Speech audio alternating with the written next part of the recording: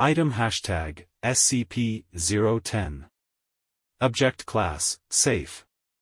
Special Containment Procedures. The objects comprising SCP-010 are to be kept in numbered locked boxes at Site-19. They are not to be worn except by test subjects.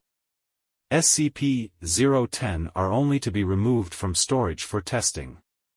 Description: SCP-010 consists of a series of six apparently identical cast iron collars with numbered metal tags and one remote control. The control is SCP-010-1. The collars are SCP-010-2 through 010-7. The collars contain intricate electronic components and are powered by small, 5 mm diameter, 2 mm thick, 100V batteries. These batteries are rechargeable. The remote is a heavy black box resembling an old-style handheld radio transmitter/receiver with a primitive blue/white cathode ray screen and a series of more than 100 unlabeled buttons, as well as a frequency tuner. Through trial and error, the frequencies of all six currently found collars have been discovered. A label in Russian is stamped into the metal along with a logo consisting of workers building a pyramid. No official Russian corporation or government agency uses this logo or matches the words stamped into the metal. Placing the collar around the neck of a person and securing it allows one to control their every movement with the remote.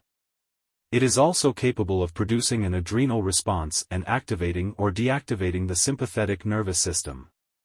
The most abnormal feature of the collars is the effect they have on the body morphology. They allow the user of the remote to reconfigure the shape of the victim to an extent that is apparently only limited by the knowledge of the programming language of the remote.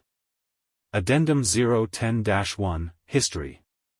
SCP-010 was discovered in the basement of a lone man in the Midwestern United States after a local disappearance was connected to him. When the police raided the man's house, they found SCP-010 as well as several dead bodies. One of the bodies was identified to be the man. The others were several other missing persons. Cause of death seemed to be mass suicide, however, there were signs of significant struggle first. Addendum 010-2, Disassemble Experiment. Test 1, SCP-010-2 taken apart piecewise, the parts labeled and several photographs taken, then reassembled.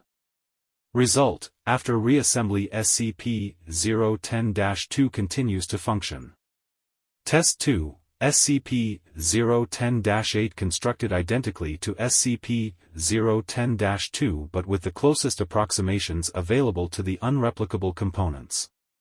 Result: SCP-010-8 fails to function. Test 3, unreplicable components from SCP-010-2 placed into proper locations on SCP-010-8. Result: SCP-010-2 ceases functioning with removal of components. SCP-010-8 begins functioning. Test 4, components returned to SCP-010-2.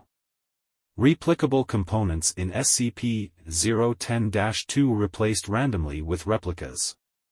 Result: SCP-010-2 begins functioning with return of components. Changing replicable components for replicas does not significantly reduce functionality.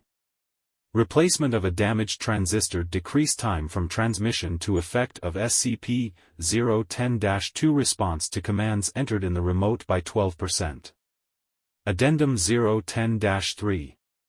SCP-010 has been demonstrated to work more effectively in creating unskilled labor than for any other task.